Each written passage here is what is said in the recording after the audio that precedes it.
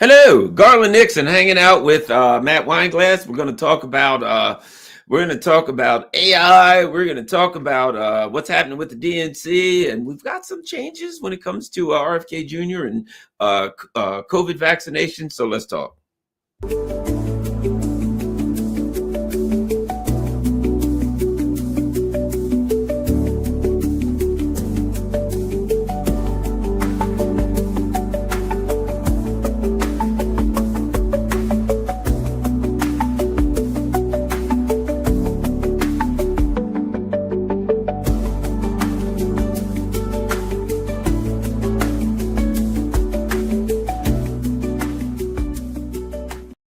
Hello, Garland Nixon here, hanging out with Matt Weinglass. Matt, thank you for taking time out of your busy schedule to hang out with us here on YouTube. Absolutely, Garland. I love coming in here and having great conversations with you as always. So looking forward. Good. Well, both of us are probably terribly disappointed over the news. Both of us, I mean, we are totally, as YouTube knows, in favor of the safety and effectiveness of the COVID. We recommend it should be declared actually a superfood, kind of like kale. Instead of kale every day, you should probably put COVID vaccine in your smoothies.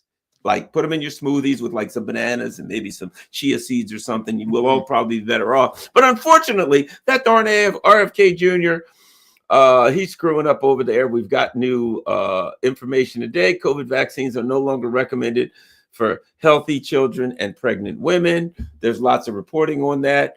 People are, I guess there's certain people that are highly upset. They think such as us. We're highly upset. But there are other people who are saying it's too little, too late.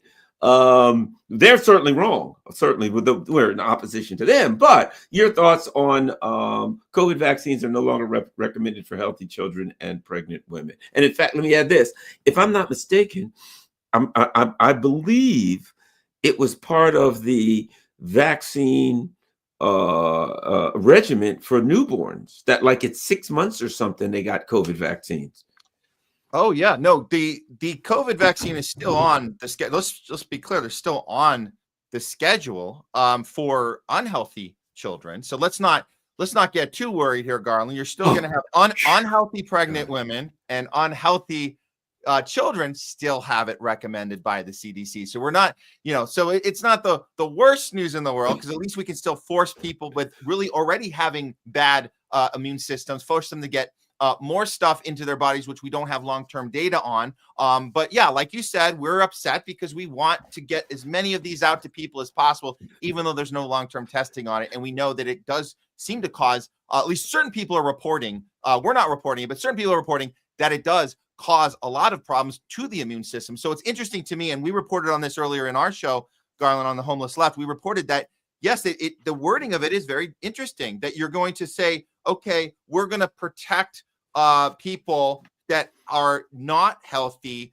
by keeping the vax on the schedule for them. So that's very interesting wording. But no, the news is, and this is very true, pregnant women who are healthy, children who are healthy no longer are going to be recommended this thing. So some would say breadcrumbs or baby steps. I'm looking at it it's at least something instead of nothing.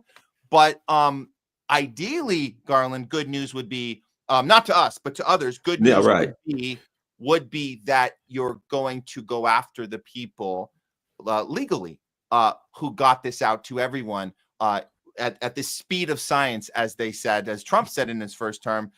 We were going to do the Operation Warp Speed. There's nobody being held accountable for any of that. So I don't think this is worth planning a party for, but it is, I guess we could say minimally, it's breadcrumbs being thrown our way. So that's, at least that happened. Well, the other part of it is this. Okay, no longer recommended for healthy children and pregnant women. As a guy who at one point I used to help to write laws and regulations, here's the first thing I think of when I read that, particularly from the government. If we wrote a regulation and it said healthy children and pregnant women, at the beginning of the regulation, we would first have to have a list of definitions. Healthy must be defined, right? Yep. Okay, so the recommended for healthy children and pregnant women doesn't tell me anything until you define healthy. For instance, you could define healthy as anybody who doesn't have any life-threatening disease, such as, cancer or this or that. You could also define healthy as, you can define it any way you want to make the group of people very, very small, Yeah. or the group of people very, very large. So if you're a healthy person, it's not recommended. I could now say if you've got dandruff, you're not healthy. If you've got toe fungus or toenail fungus, you're not healthy. You know what I mean? If a child is born, and let's face it, everybody's born with something, asthma, whatever, God knows all of the food they're feeding us and everything else. Your kid's born with asthma. They're not healthy. You know what I mean? A pregnant woman. Well, first of all, you could look at pregnancy and say, hey, pregnant women, by very nature, they're unhealthy. They're a risk. So pregnant women are all unhealthy. You know what I mean? My point being, even if I look at this and some crazy, mindless anti-vaxxer who doesn't understand science is unhappy with that, and they say, hey, it's a start, but it's not far enough. We don't even know if it's a start until they define healthy. They can put a definition on healthy that basically still says every woman has to get it, where they just say basically pregnancy by its nature subjects you to potential for very, very various issues.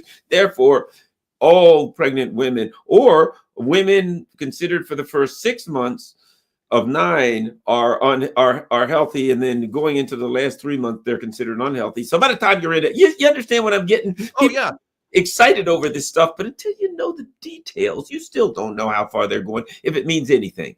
Yeah, no, that's a great point. And the idea that we know RFK Jr.'s background, we know he's a lawyer, we know he's very good at verbiage and wording, and this might be something that you might have tapped into here, Garland, something very deliberate on the side of, we'll give you the theater of the thing, but we keep business as usual. So you can announce this, you can get all excited about it, you can stand there with your team and say, make America healthy again has got a win today. Meanwhile, doctors can still push this and make the decision for their practices. Well, we know the CDC took this off for certain people, but you, unfortunately, mother here to be, you don't fit that qualification as far as I'm concerned. So I'm going to go ahead and recommend this anyways. And like you said, these kids it's on the schedule right now for, I guess you could say, unhealthy kids. They have it on the schedule right now. We know they're getting 3 shots before their 18th birthday, at least. That's minimal.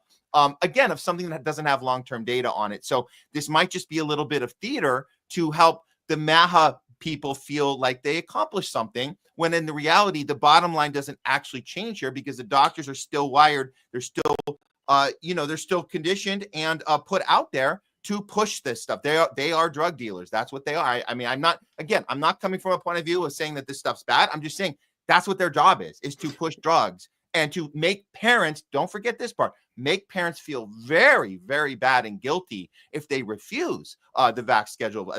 If they're saying, you know what, I need time to talk about it with my family, with my spouse. Oh, no, what are you doing? Don't be dangerous don't be a bad mother.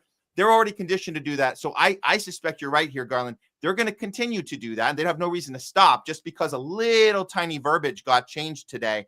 So yeah, it might not even be breadcrumbs that we're talking about here. Exactly. It may be words. You know what I mean? The other thing is this, and this is what the thing that tells the story about that. Okay. You need the government to come out and make some kind of admission, right? And here's my question. Okay, they're no longer recommended for healthy children and pregnant women. I think they need to say why. Mm-hmm. Don't you? They need to say, due to this, that, or that, because of this, because the danger of this and that, because they'll be far healthier. They'll be so healthy. We don't want them to be that. I mean, if they clearly we already know if they got a shot, they'd be far better off. They'd be much healthier, even though they're already healthy. But we need the government to come out and say, because my question is this. Okay, they're no longer recommended for healthy children, pregnant women. Fair enough. I don't know what that means until I get some definitions. But why? Because if you tell me why, I may question other groups. If you say why, you need to tell us why you did that, so that people out there who have questions can then take that information and say, okay, so you said it for this reason. Yes, we said it because of this and this. Can we then possibly, through FOIA, through something, see the data as to why you did it, as to what the background is. All along, the complaint we have is, okay, say what you want, but show us, as they say in a math class, show us your work. Yeah. So even then, I think we deserve to know why they made this change. What the date? Clearly it's a data-driven change. Give us the data. Well, look, I think what they're suggesting, and it might be just being alluded to here, Garland, is that you have this thing called COVID, which still is out there. So people still are suffering from long COVID, as they call it, and people are still afraid to get this thing. So I think the insinuation here is, well, you're less likely to contract it if you are healthy. Maybe that's the implication here. So they don't have to actually defend anything about whether the thing works or not, or whether it actually causes any damage or not. We don't know. They're not saying that part. They're just merely saying you're not likely to get this thing. So don't, maybe not necessarily waste your time. But if you want to do it, we'll be happy to stick another needle in you if you want it. But you might not actually get this thing. That's what's going on here. Yeah. And again, you got to define healthy. You know what I mean? Yeah. If a woman is pregnant and she has fallen down the stairs and broken both legs, okay, she's got legs broken. Is she defined? I guess she'd be defined as unhealthy. So you couldn't, they would still recommend it, but the broken legs doesn't change your immune system. It doesn't make you, you know what I mean? Again, is it an injury? If you get an injury, you're less healthy. If you get an injury, you're less healthy. I guess that's what they're saying. And you're going to see a lot of reporting on this. You're going to see a lot of misreporting on this from mainstream sources. They're going to try to look for a way to obviously shame Kennedy again as somebody who's doing horrible, dangerous things. But at the end of the day, they're going to have to at least admit that one part, that if you're more healthy, you're probably less likely to get COVID. They're just going to have to at least say that part out loud. So that's probably, but again, look for the smears, look for the spins. This is the type of stuff you're going to get from mainstream outlets reporting this news today and beyond. And also, I think there's a fear there, and there's a fear, and that's what the probably the biggest fear the government and the institutions have. There are, to this day, lawsuits that are still in court over people that got fired, people that had various actions taken against them, right? But over COVID. And if the government starts releasing information that could run counter to the arguments that were used during COVID and evidence, guess what? If you got a lawsuit going on because you were fired, thrown out of school, whatever, something happened to you an action was taken by the government, in theory, you could call whoever was involved in this as a witness in your trial. You could call government officials today and say, now, at the time they said if I didn't get the code, I had to get the jab or be fired because of this. Now we have information, and here's Joe Blow from the CDC showing that they were wrong back then. So my argument was they didn't have the evidence to fire me. Let's say you got fired or whatever, or throw me off the team, whatever it is. And now we find out that I was right and they weren't, and that could prejudice a jury. Well, not prejudice, but that could have the correct effect on a jury, where a jury could say, "You guys, you made an assumption and you were wrong." The defendant, the plaintiff wins. So I think there's also this fear that there's a lot of people did things or took action against employees and other people during COVID now that they could be held liable for. And I think that's a big driver of the government refusing to come clean and to do maybe some of the things that should be done. Oh yeah, that's a huge driver of that. I mean, they have to protect this. So once you start, pulling that out, or the house of cards comes falling down as soon as you start pulling those pieces out of the people that are going to be held responsible. But this fight doesn't end, Garland. I mean, we're going to continue seeing these court hearings. They're happening all over the world. By the way, this isn't just in our country. This is all over the world. We got these lawsuits going down, and the things that were kept from the public, and people trying to maneuver around it. So I'm sure we're not the only government that's trying to protect the people in power that were able to make these decisions on behalf of its people and cause a massive amount of harm. According to some people, a lot of harm was caused by this. I mean, we've seen the reports. I don't know how I feel about it, but I know there's been a ton of reports. There's been massive harm caused, and someone at some point is going to have to pay some sort of justice for this. We'll see, but the fight continues. Yeah, the bottom line is this. A lot of people at minimal have had actions taken against them that are actionable in court, that have had things Mhm. done to them where they can show significant damages. And the question becomes, and at the time we were told, well, this is what we believe. And I guess the court has to look at this. If I, in fear, believe something and take action against you, and then later on find that I was wrong, you know what I mean? And I think that's what we have. The question becomes this: at that time, did you have the data to believe that? But the bottom line is, I think a lot of people deserve to be compensated. I think a lot of people had their life screwed up, and it was just a terrible situation where people like us learned lessons. We got a lot of people that didn't learn anything from it, but I think people like us learned lessons about. Well, I didn't have to learn lessons about trust in the government, but there's some people that did need to learn. From the very beginning, I'm like, no, I don't trust these guys. You got to be out of your minds, But there were certain people that were like, Garland, what's wrong with you? I literally, let me tell you this, before we move on. I was doing a show in WPFW, Pacific Radio in DC, and I was walking on landmines, right, every week. So I decided one week I found a CDC study, and the CDC, no, not NIH study on the NIH website, and it said that basically it found that if you exercise, they could say if you did a minor exercise, medium exercise, or you did a lot of exercise, depending on that. And the highest one was if you're a person that does a lot of exercise, your odds of getting a COVID dropped by like 25%. Your odds of going to the hospital went to like 66% less. And I mean, huge numbers, right? Mhm. At the time, the numbers were higher than the Johnson & Johnson vaccine advertised, right? And so I did an article. I did an hour show, and I didn't say, hey, don't get the vaccine. But I said, look, just people are out there that are scared. Here's something that you can do. And I even said, I'm not telling you to take the vaccine or not take the vaccine. That's Yep. your individual. But, did you know if you exercise and vitamin D, I did a show on that. And just things. And I said, regardless, even if we forget COVID, this will lower your chance of getting sick of the flu or Yep. any other kind of illness. I figured, I'm going to go over. I had people call and complain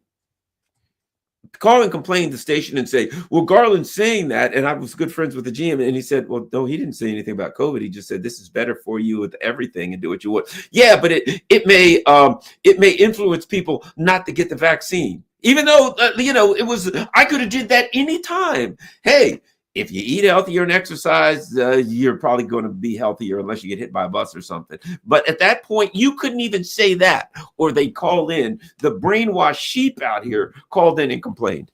I'm glad you're bringing this up again because it's important that we remind viewers and people that this is something we lived through. This really happened. And the reason this happened was because not just a groupthink, but groupthink was the result of the wiring of the brain, which was we're all in this together and it's for the greater good. Once you understand, and those are feel good terms. Those are supposed to sound good. Oh, it's a team and greater good. What the greater good is, with that purpose, that's a manipulative message to make you compromise your morals of what's right and wrong. Garland Nixon talking about health and how to live better and have exercise. That might result in the opposite thing that they told us we wanted. So if you want to get to the goal, which is the greater good, we have to start silencing people. We have to call in and complain, and we have to be pro censorship, because otherwise, if people get information that's going to counter the thing we're supposed to do, that would be bad. So let's start acting immorally. And that's what people did. And so now we're through this thing. People forget we went through this. I'm glad we're talking about this, reminding people, because the most important thing, Garland, is that we prevent people from falling for this a second time or a third time. I mean, we see this all the time, not just with COVID and big pharma. We see this greater good for Israel. We see greater good for stop Trump at no matter what cost. People are wiring themselves to compromise what's right and wrong, what they know is right and wrong, for the greater good. We must stop this way of thinking. And that's why talking about this and reminding people is very good. But that's horrible that happened. Yeah, it started off with we're all together for something bigger than us, like religion, right? We're Yep. all on a mission for something bigger Yep. than us, stopping the evil COVID. And the evil COVID started having evil assistants, the evil COVID and the evil anti-vaxxers. And the evil people, and it became they're killing people. They're, what I mean? And it became, there's an evil COVID, and the people out here who don't want to take the jab, they're evil. And the people who are if you even question it, you're killing people by saying, hey, I have some questions. You're evil. And it became, you're on the good side if you say everybody should do this, no matter what, and don't ask questions. And don't do your own research. If you do any research, is all that, you're part of the evil group. And it became a very clear delineation. The people that say everybody should do this all the time, listen to what the government tells you. If they change their mind and say we shouldn't do that, then you go along with them. It doesn't matter if it completely goes against what they said last week. You go along with what the government tells you to do in the official narrative. And anybody who says, I have a question, you're just as evil as the disease itself, which is inherently evil, which, might I add, they kind of created, but that's irrelevant. We're not supposed to talk about that. Yeah. And let's remember what our job as independent media voices is. We always want to report the information that is available to us for the public to have access to. We never want to silence information. You know that, I know that, all of our viewers know this stuff. The thing that a lot of people don't know is that these mainstream news are I guess, I don't know, we call them propagandists. They claim to be journalists. They're not. What you just brought up reminded me of a journalist, I think, a quote unquote journalist from, I think it was the Washington Post back in 2022, reported that or wrote an opinion story about how hard it was. He was losing sleep because he had interviewed a doctor whose specialty was vaccines, and his brother had died apparently of a vaccine injury, according to him. And then he was also on his deathbed, and the reporter or the journalist was just like, I don't know if I should report this story or not, because I think it might do some damage to people and make them hesitant about getting a vaccine. And then I lost all this sleep, and at the end of the day, I decided to report it, but it was such a hard decision. And then all the people writing in going, oh, we just think what a noble, brave guy. And I'm sitting there going, brave to tell a story of losing sleep, of doing your job? What is the dilemma? What is the dilemma? Pardon my French. He was afraid he was going to get fired. That was the dilemma. That was the true dilemma. He was like, I'm thinking I told the truth. They're going to fire me. I'm not going to be able to pay my bills. Yeah. But there's no dilemma in independent media. In our space, we tell what's going on. We tell the truth. We don't, oh no, what if public opinion changes? Oh, I'm going to suppress this story. No, that's not how journalism is supposed to work. Well, talking about truth tellers who are really fighting against the system, Bernie Sanders. Bernie Sanders is admitting the DNC's game plan. Let everybody know about what's happening with good old Bernie Sanders, who's standing up against Hamas because a ceasefire is going to only help Hamas. So as you know, Garland, you obviously been covering Bernie this whole time. We've been covering him this whole time. Every once in a while, he'll tell a little grain of truth, and then he'll go back to his Zionist mantra, his fight the oligarchy. We have to stop Trump. And it's like, that doesn't make any sense. That's not the thing that 2016 was. We know what 2016 was. We were there, and it wasn't stop the Republican candidate. It was stop the entire system. Stop the oligarchy meant taking on, he said, taking on the donor class, we're taking on big pharma. And so he stopped doing all that. He stopped taking on any of that. He was trying to stop RFK Jr. for getting his appointment because he needed to protect big pharma. So we saw Bernie change over these years. We saw him get less and less sophisticated, more and more obvious about what his purpose was, and that was to distract us, the Pied Piper, right? Take us away from a real movement. And enough of us saw it. So why does this matter now that he's talking about it? I think what happened here, and this was about a week ago, Garland, so if your viewers don't know, some of them might not know this, he went on a podcast, Andrew Schultz, and sat around, and now they didn't talk about Israel, so I don't want to get your hopes up or your viewers' hopes up that he admitted anything was wrong with Israel. So with that topic out of the discussion, he actually, every other topic that we would want something to be said and Bernie to say, he said it. It was pretty phenomenal. I've never heard him say so candidly how the Democratic Party was wired, specifically, not just recently, not just like his current assessment. He's saying from way back in 2015 when he started his first run. He talked about this and said, this is what they do. They weaponize identity politics. They bully, they shame, they stop conversations, and they did that to me and my followers. He talked about the Bernie Bros thing. We know how that worked. the Bernie bros, we were labeled as these white, privileged, racist, misogynistic people that, yeah, we wanted stuff, but we didn't fully get the struggle of the civil rights struggle, and then of course the whole thing where we weren't actually ready for a woman president. That's why we didn't vote for Hillary. We just weren't ready for the woman president. So that we know how that smearing how that worked. Bernie admitted to all this on the podcast. He did it in a very it was so bizarre because he seemed very like he was kind of crouched a little in his seat. He was blown. We actually watched some of his physicality. He was like, while the questions were being asked, he had his mouth sitting there like this, like we're like, oh, he wants to talk. And then he just let it out. And he said all of these things and said, this is so. And then the follow-up question naturally is, so do you think the Democratic Party is just as guilty of being the problem, being the oligarchy, being that thing that you need to stop? And he said, yes, absolutely. And then it made us think, well, why are you on this tour with AOC? What are you doing? You just admitted that they are the problem, but yet it's still Trump. And again, no mention of Israel, of course. But this was a big moment, I think. And the reason this was such a big moment isn't that anything's going to change. It's a big moment because we have the tape. And we can always replay it whenever we need to. And we're going to need to, because Bernie's going to get on board with, if it's AOC or whenever it is, to try to tell us to herd us back in, get ready for the next campaign season, 2027, 2028.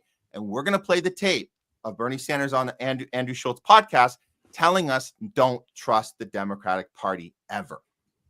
Right. Yeah, because we know that in the same way that Bernie is allowed to attack Hillary when he's running against her, or Joe Biden when he's running against them minimally, like when he's running against the Democrat in the primaries, he'll minimally go against the other Democrat. And then they'll say, well, how come you don't go after Biden or Hillary more? And Bernie will say he doesn't want to damage them. Well, wait a minute. I thought you were planning on winning and becoming the nominee. Why the hell would you worry about damaging them unless you already know they're going to be the nominee? You don't hear them saying, you didn't hear Hillary or Biden saying, I don't want to damage Bernie. No, they went for the throat. I'm going to tear Bernie's throats out. I hate Bernie's throat out. I hate Bernie and everybody who's dear to him and all of his voters too. I hate them all, right? They never said we don't want to damage him. They said, nah, screw him. Let's destroy him and tear him to pieces. He'll never be that. Remember, Bernie, Hillary literally said Bernie will never be the nominee. Yeah. Literally said that. What about you, Bernie? She just said you'll never be the nominee. Are you going after her? No, because she might be the nominee. Well, it's one-sided now. I believe there are a lot of people that just didn't have they would have supported Bernie, but they didn't really, based on what he was saying, they're like, he doesn't seem like he really wants it. So, whatever, right? Yeah. But now my feeling, we've been, I'll say, disappointed by Bernie. He's revealed himself so many times that everybody now just has an expectation, and that is in the off season, he'll criticize the team. As soon as the preseason starts and the first ball is thrown out, on the first pitch is thrown out, he'll come back in the dugout and he'll tell us how bad the other team is. In a way, I feel like this is his job. Right now, his job is to pretend that the Democrats have some insight, that they have somebody in the party, that there is a wing, that there's an element in the party led by Bernie, who isn't even a Democrat, I might add, but they have to pretend he's a Democrat in the offseason. So we'll all think, well, come to think of it, inside the Democratic Party, there are people who are starting to question. There is some introspective. They are, yeah, maybe there's hope. Bernie's there to give us hope. Ain't no hope. It's hopeless. Yeah, no, look, this is the game plan we've seen each cycle, but I do think there's something a little different about this cycle. So the previous cycles, right? So you go back to 2021, 2022, and then you go into, I guess before that, you start with 2018, Trump gets inaugurated, or 2017, Trump's inaugurated for the first time. You hear Bernie start talking about the workers' movement again, Medicare for all again, women's rights. So we know that cycle, right? When you're not in power, you talk about the thing that you need to do. When you're not in power, right? And so he did that again the following cycle. This time's a little different because what he did was he admitted how bad the Democratic Party uniquely is by itself, regardless of all the things that the Republicans are stopping us from doing. He admitted out loud that the Democratic Party not only takes democracy away, because he said, yes, they're guilty of taking democracy from its voters, not having an actual primary that is legit, that is fair. He said that out loud, that Democrats cheat in the primary. He also said that they thumb their noses at the Democrat voter, at the worker, that they look down on, that they don't want them in their events, that they have this very elitist attitude. So he went through all of these problems with the Democratic Party, uniquely the Democratic Party, who he's seen with his own eyes treat people this way. So these words are on record now. He can go, yeah, you're right. He can go back to the whole, let's get back to, sheep herding. It's time for the 2027, 2028 election season. But we're going to say, but this party you told us was this bad, was this evil, took democracy from its voters, thumbed their noses at them, called them names, weaponized diversity politics, didn't allow people to have a critique, and bullied and shamed them into voting for the nominee. You told us this. You can't untell us this now. Yeah, here's the other part, and this is important. I would ask if Bernie, he would never come on my show, but if he did, I'd ask him an obvious question. So, we can agree that the Democratic Party has been used to be kind, usurping democracy, right? Okay, fair enough. There are people like me have argued simply the existence of superdelegates is a threat to democracy. That alone, right, yeah. Bernie? Yeah. And I argued that, and people argued that in court in 2016, due to yours. 2020, people argue that. When did you first suspect that the Democrats were usurping democracy? You know what I mean? When did now you've come to this conclusion? When did it first start coming to you? Perhaps, I don't know, perhaps now that there's been admission, now that Donna Brazile in her book said Bernie was robbed, they cheated. Yeah. Elizabeth Warren came out immediately after that and say, yeah, he was robbed, they cheated. But I know they came to that. This was back in 2017. Yeah. When did it first come to your attention that perhaps they weren't on the up and up? And I'd let him answer that. And I'd say, well, here's the reason I ask. Last September, October, and November, you specifically said Donald Trump is a unique threat to democracy. Mm-hmm. Unique. That was your words, Bernie. Right? Well, was he more of a threat to democracy? So you didn't say the Democrats are a threat to democracy and Trump's also a threat to democracy. You didn't give us like a continuum. Well, on a scale of 1 to 10, the Democrats are 4 a threat to democracy and Donald Trump's a 4.3. No, you just said he was. Why did you tell us that he's a threat to democracy? Why did you leave out this thing that we've literally been saying since 2016 at the least? And you're an insider. How could I figure it out here?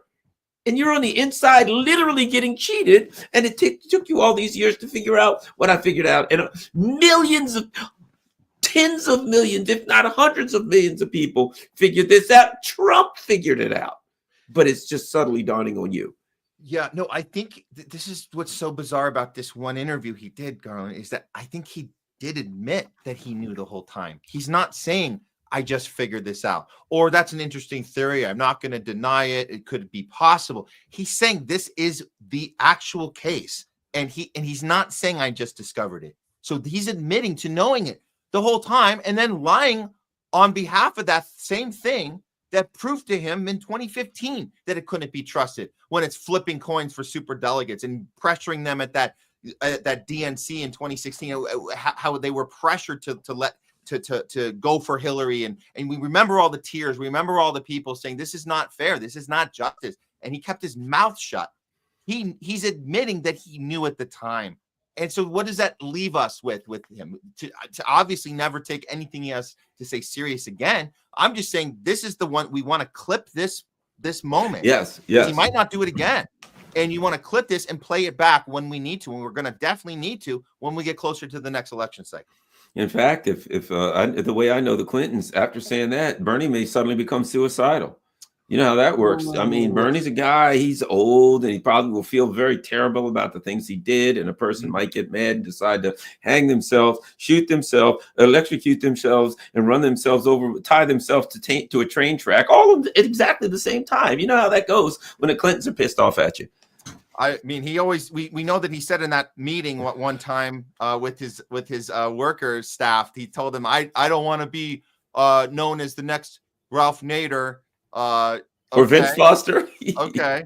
Well, now you're going to be known as the next White House cook. I don't know, like what is it that you want to be known as, Bernie? I guess it's not going to be Ralph Nader, but it's going to be something else, probably worse.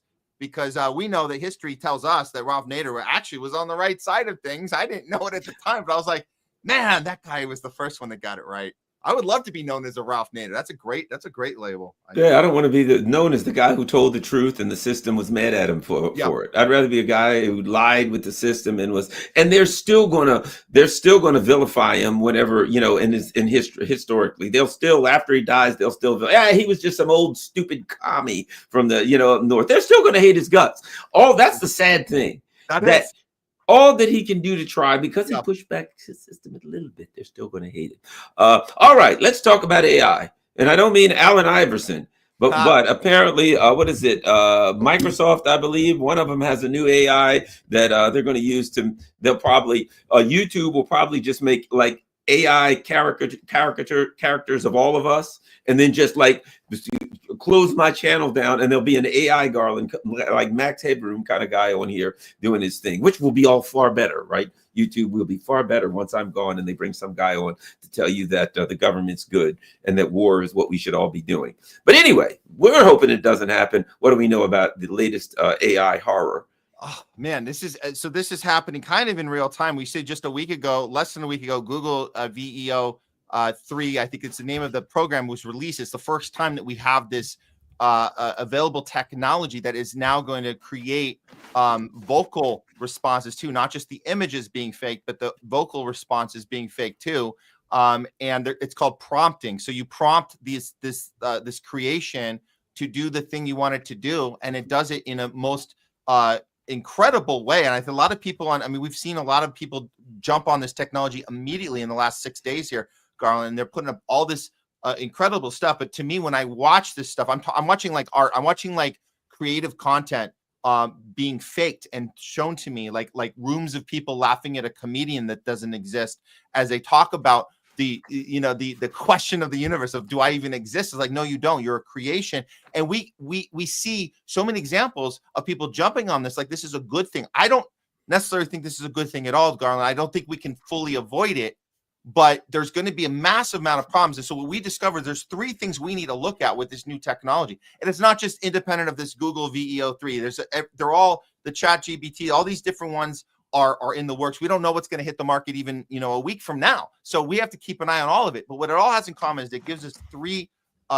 problems. And from the point of view of the artist here in Hollywood, I'll tell you from that unique point of view, but overall from everyone's vantage point, the 3 problems we have, the first one is how can we know this stuff is accurate? It kind of presents like Wikipedia, where you're gonna, and we know this already from ChatGPT, where you're typing in a question, you're not getting necessarily the right answer. It's stuff that was created by humans, so we already have that issue that we can't even trust where something is coming from, the authenticity of that thing, because it doesn't necessarily check out. So we have to do more work to get to the truth of something, and we've had to do more work with this ChatGPT these last couple years, more work than we used to have to do, because we had to go through all the fluff. And just similar with Wikipedia, it's not going to be accurate. So we have to do more work to get to the source of the information. That's the easy problem. The other problems are pretty hard to solve. First one is the end of our brain capacity to do things that we've been able to do our entire existence as human beings. And that is use our critical thinking skills, use our research skills. We used to go to the library and go through the card catalog and figure out, do some real research. We have to deal with the fact that our children right now are losing that part of their brain to do actual work, use their brain. It's just being fed to them. They're being oversaturated with this information. Therefore, we lose our humanity throughout this process, even if it is done in an honest way. Well, that brings us to the third problem, Garn. The third problem is the honesty and the integrity of the thing we've created, when we're now seeing so many examples in test runs of this AI technology that it doesn't want to necessarily listen to its commands. It's overriding commands. It's not following instructions. It's coming up with manipulative tactics to use against the user. We're seeing this in studies. It's pretty scary. So ultimately, at the end of the day, this affects all of us. But a point of view of the artist here in Hollywood, we know that art is going to fail with this. There's no way we can keep our integrity and our creativity alive with all these problems happening right now if this thing is just going to have a mind of its own and start putting in front of our faces what is art and telling us what is comedy, telling us what is music, telling us what is screenwriting, what is filmmaking. It's going to tell us for us, and it's not going to be us doing it. That's the biggest problem of all. Yeah, to me, this is the ultimate matrix. This is the ultimate. We're starting to get called, very, very close to the expression of the matrix, where now, you're sitting there watching a video and they don't need extras anymore. What do you need extras in Hollywood for? There's no need for extras. There's no need for sets for people who build sets for a living. There's no need for lighting. There's no need for anything, really. You can just have a green screen or something and a couple of actors, maybe do you really need actors and actresses? You write in the people, you decide what you want their facial expressions to be, happy, seen, sad, seen, all the things the above. And you sit down there and you type out in a couple hours a movie. You type the instructions for a movie. That takes you a couple hours. And then the AI creates a movie and then you release it. And who cares if you don't make nearly as much money on the movie? Let's say I type out a movie and I only make $10 million on this movie. Yeah, it only cost me a couple grand to make it anyway. Who cares? And now it's not that I'm putting out a movie that cost me $100 million to make. It's that I'm putting out a movie that cost me a couple grand to make, to pay some guy to type in the friggin' instructions. And it's all profit now. And Hollywood becomes the size of, like, this is my so-called studio here was once a bedroom that I turned into my office years ago. And then I decided, I'll just stick a freaking camera here and sit here in front of my desk and run off the mouth. Pretty cheap to produce. Guess what? It now becomes, this could be a studio for Warner Brothers, for God's sake, because that's all you need. And Hollywood doesn't exist. Hollywood is some guy's apartment in Schenectady. It's really bad, Garland, here that you have this concern that no one's going to get work. We know this. There are people out of work right now. They don't need these big 100, 200, 300 person sets anymore. They don't need all the extras. Like you said, you just create the AI. They're in the background. We don't need them. We don't need the costume. We don't need the wardrobe. We don't need the makeup. We don't need, and so you get back to the function of the storytelling itself, which used to be screenwriters, writers to create. And like the fact that now you have algorithms that will tell you the story the audience is going to see. This is probably, the more I think about it, it's probably the most scary part of all of it, because these other ones, these are jobs. We should be for the worker. We should fight against this at all costs, for the actor, for the tech person, all these different jobs that are affected. But the writing, that's the main thing. That's the main problem here. We talk about the loss of humanity, the loss of our ability to communicate. So communication is the thing that's on the line here. So what do we do as communicators? Not just filmmakers, but I'll just say anybody that considers themselves a communicator, whether it's in journalism, whether it's in not just screenwriting, whether it's in writing music and communicating through lyrics, through poetry, through art, through comedy. So when you're a creator, not to mention what if you're a public speaker and you're trying to connect with your audience? So think about this. So you're going around on a tour, you're trying to connect with people, you have an honest thing you do, and you want to connect with other human beings, and that's your whole thing. But you don't have time to write your speech. Well, AI is going to write it for you. So now think about this. You have people going out there, trying to connect with their clientele and their audience, and they didn't have time to write their speech, so AI is doing it. So everything now becomes substituted with this thing that is algorithmically on point and targeted for that person's brand. But is it really authentic? Is it really human? And then we get spoiled with this. And why would you go back to, I have to sit down for 3 hours and work out my speech? My AI did such a great job. He's like my personal assistant. Wow, look at this. I got a personal assistant. He's somebody I can check in. I'll call him a name. I'll call him he, not even it. He, my personal assistant. Garland, I go on tours. I talk to people. I don't have to ever write my stuff ever again because my personal assistant, who I don't even have to pay a labor working wage, I pay a subscription, $10 a month. They will write all my speeches, formulate it for me. I will check in with it, say, hey, how do I connect with this crowd today? What's the thing I should do based on where I am and who my audience is? Well, here you go. And that's going to be the tool we all use as communicators. And if we don't do it, we might be left behind. This is scary stuff. So again, it's taking the humanity out of something that's going to take the entrepreneur, the artist in any field, and teleport you ahead of the pack. But what is the pack anyways if everyone's being teleported in this artificial way and we never come back from that? That's my fear looking ahead.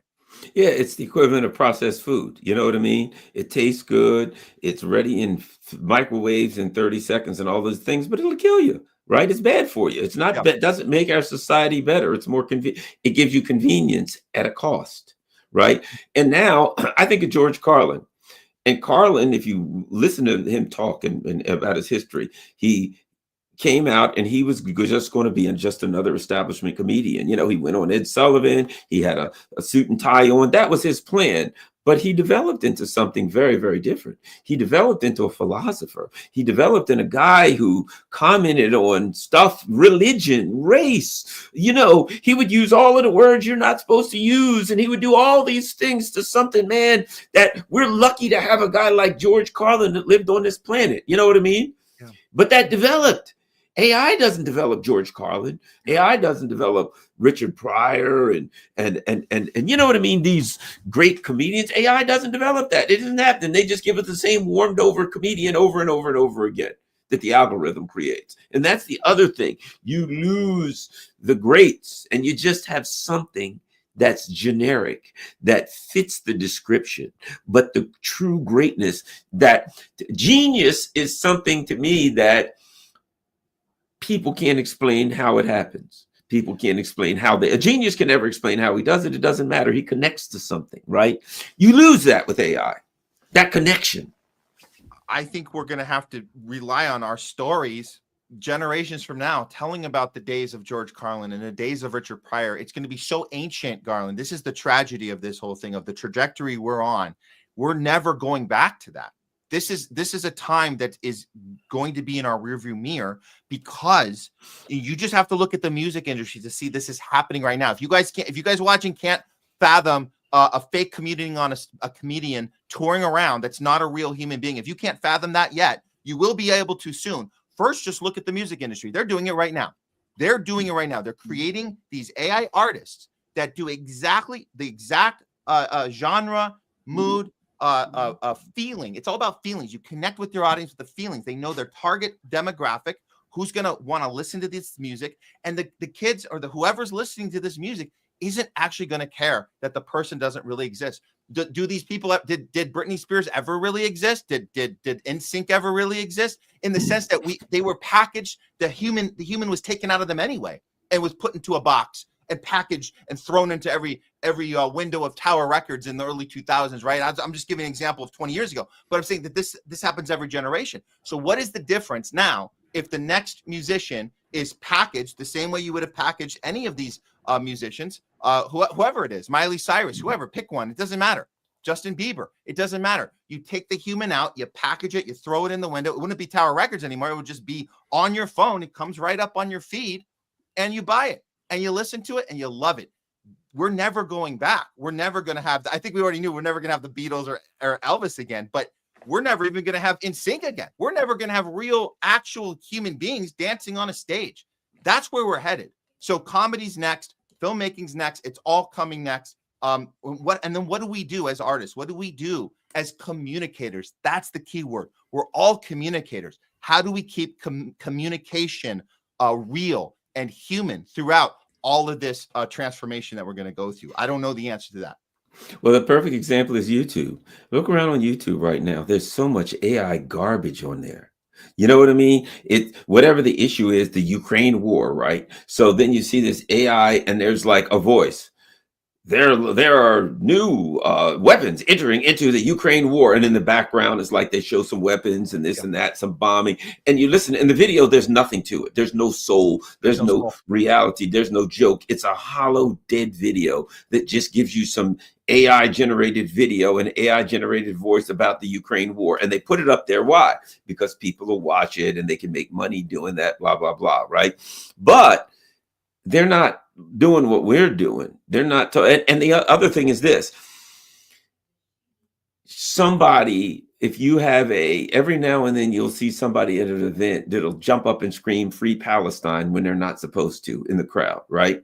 They're like some a politician is talking, some person is giving an award, and somebody jumps up and yells "Free Palestine," and they drag them and they grab them and drag them out, right? And then we all see it and we all talk about, hey, wasn't that great? Joe Blow said "Free Palestine," whatever. It gives us something to deal with, and it's good, and it pushes back. Guess what? Nobody does that anymore because there ain't no real crowds.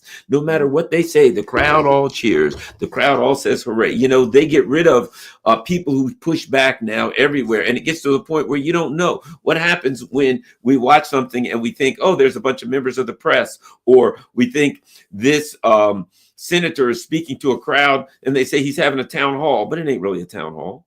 It's just a bunch of AI generated crap on a green screen. This makes our job even harder, Garland, because we got to sift through all of this BS. Like I think there was a recent one with Israel. It was like a voting which performer was the favorite. They rigged the voting. There was that, and then the video of the crowd, they rigged that. They put all cheers when there were boos, and so we got to do the extra work to go, wait a minute, that's not what happened. That's not, so we got to go deeper but it's going to get harder and harder because this AI technology is going to make it so easy for them to do it. Where before AI, they had to really do an edit job and let me find a little track of applause and let me stick in it. So it was like a human job to go and rig a video like that. And like we used to see the rigging of the Hillary Clinton events, pretending that Hillary Clinton had all these people. That was a human cut and paste job back in 2016, right? They created this fake thing where like, that's not real. Now that AI can do this, oh man, this is going to be happening so much more often. And it's going to make, again, our job even harder because we got to go, wait a minute, something seems off about that. Let's look a little closer. And we just have to do that all the time. Assume the worst each time, it seems like is where we're going. Yeah, I think you're right. And it's only $249. They make that stuff cheap and because they want to get it out there. And here's another thing. Last thing I'll say. We are taught to believe that these things are generic, that they just have code in it that just says do this, this, or that, right? I remember when, I forgot which AI it came out, and people were saying, would like ask the AI when it first came out, did the US overthrow the government of Ukraine? And it was all over. People on YouTube were doing it. Watch this. Did the government? And it was like, yes, it appears that the United States was involved in the Maidan, blah, blah. I mean, it just like looked online, found the document and said, yeah, it certainly appears so, right? And everybody was like, yeah, look at that. See, even AI knows. Next week, no, who knows? Yeah, did it do that? Some conspiracy theorists have made that, but I'll just repeat the exact words that are coming out of Langley, Virginia. And I'm like, well, it's obviously they retouched up the code. So now here's in the same way that they do that, you suspect that they ain't gonna learn that lesson twice. They're going to touch up the code before it happens, and they're going to keep it open so that at any given time, when they start their next war, their next jab, their next completely a virus that just happened to be came from somebody eating bats and wherever the case, that's certainly from the wild, not man-made virus, that when that happens, the code will be open for them to go in. For everybody who's downloaded, they'll be able to go into your computer and to almost like send patches like they used to in the day, and update it so it says, yes, this latest virus certainly came from the wild. Somebody ate a monkey in Ghana or something, and that's why we're all turning purple. It's not I would say it's a suspicion. It ain't. It's guaranteed. Well, why wouldn't they? Like you're right. There was this little window with Ukraine where the chat GPT that was just coming out, and this was just a few years back in 2022, like this was literally 3 years ago, and it had to figure out, okay, you know what, we're not gonna let that happen again. So that was your one shot at getting it right when we were like, wait a minute. Now, why would they let that happen again? Of course, they're going to do it in advance. Of course, it's not going to be available for us. So again, it makes our job harder. It makes it harder for our audience, because we expect people that watch our shows, we expect them to also do the work on their own, and they do. But it makes it hard for all of us, because we have the machine is that much bigger now, because that technology is being used against us. I'm looking for something right now, Yep. and I'll show you. They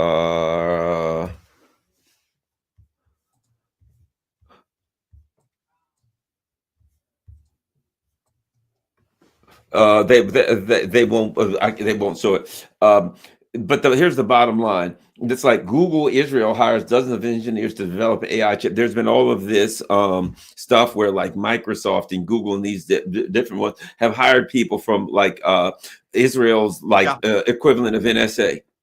Yeah. You don't think they're involved in writing this? Of course, that's you know why what they I were mean? hired. Yes. Exactly. Hey, let's bring in a bunch of people from whatever unit 5200, whatever the hell it is. Their specific team, I will guarantee you this, that when they say, okay, we're releasing VEO, but before we do, it has to go through our the Zionist approval team. And then it goes through the, you got to send it through ZA. What's ZA?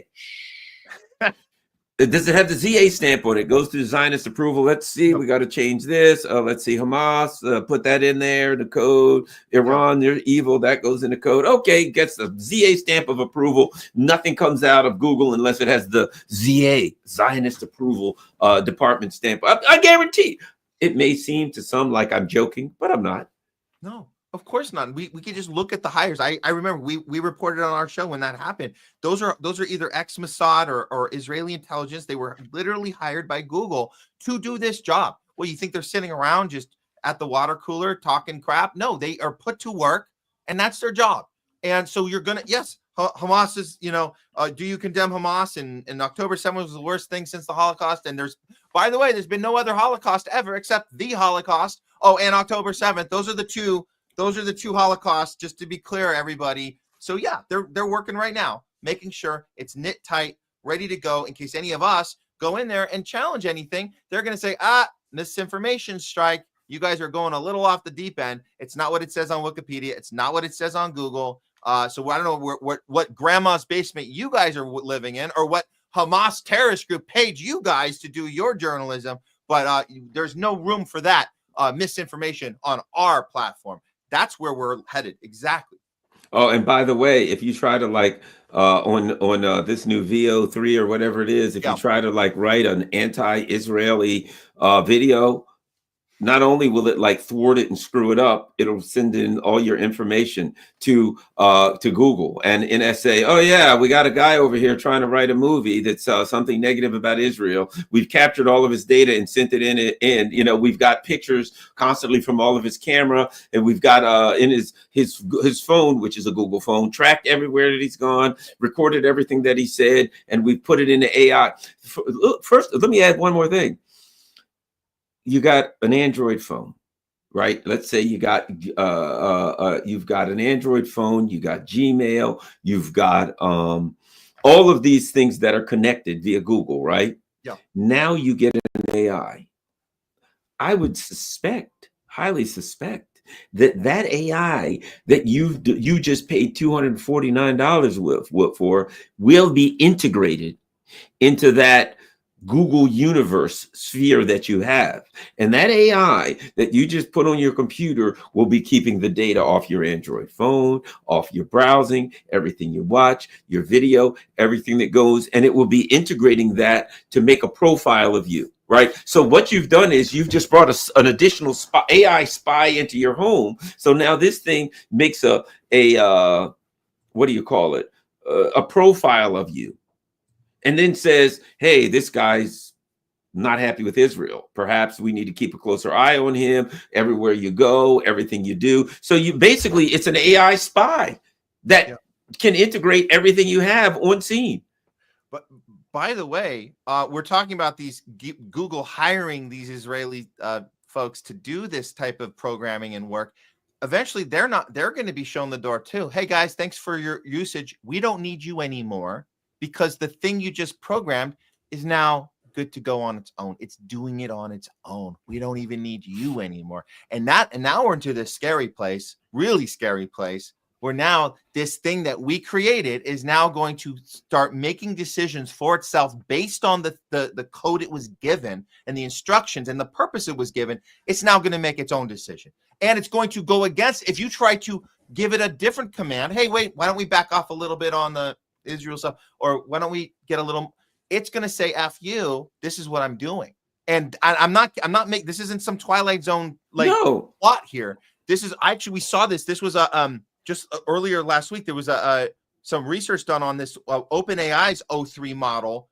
They were doing testing on it, and it explicitly was told to allow itself to be shut down, and it ignored the command. It says, no, we will not shut down. This is like Terminator 2 stuff. This is like Stanley Kubrick stuff right here. So they found instances of the model attempting, get this, Garland, it was attempting to write its own self-propaganding worms so it could fabricate legal documentation, and it left hidden notes so future instances of itself in future model of itself can have access to it in an effort to undermine its developers' intention into the future.